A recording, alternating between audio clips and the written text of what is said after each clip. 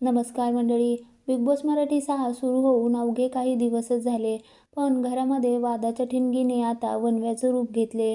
पहिल्याच आठवड्यात नॉमिनेशनचा गाजावाजा झाला आणि आता प्रेक्षकांच्या निकालाची वेळ आली आहे.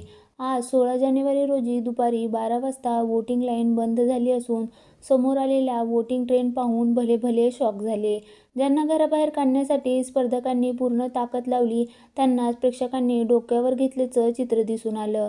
घरात शिरल्यापासून ज्या दोन नावाची सर्वाधिक गोंधळ घातला त्या म्हणजे राधा पाटील, दीपाली सय्यद. राधाच्या डान्सवरून दीपालीने केलेली टीका असो किंवा तन्वीने सागर कारंडेशी केलेली बाचाबाची, या वादाचा फटका वोटिंगवर झाल्याचं दिसून येते.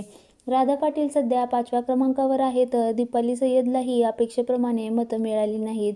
बिग बॉसच्या चाहत्यांनी केवळ भानकरूतेला नाही तर खेळाला महत्त्व दिल्याचं यामध्ये पाहायला मिळते. सर्वाधिक मोठी धक्कादायक बातमी म्हणजे सोशल मीडिया स्टार छोटा डॉन अर्थात प्रभू शेळके थेट शेवटच्या क्रमांकावर फेकला गेला.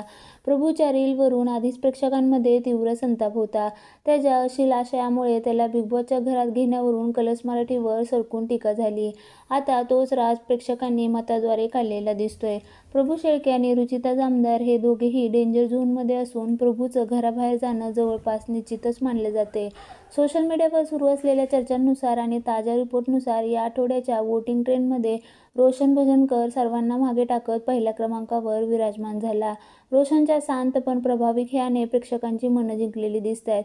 त्याच्या पाठोपाठ दिव्या शिंदे दुसऱ्या क्रमांकावर तर धिंगाणा घालणारा करण सोनावळे तिसऱ्या स्थानी आहे. तन्वी कोलते ही ज्येष्ठ कलाकार सागर कारंडेला अपात्र ठरवून जो अपमान केला त्याचे पडसाद सोशल मीडियावर उमटले.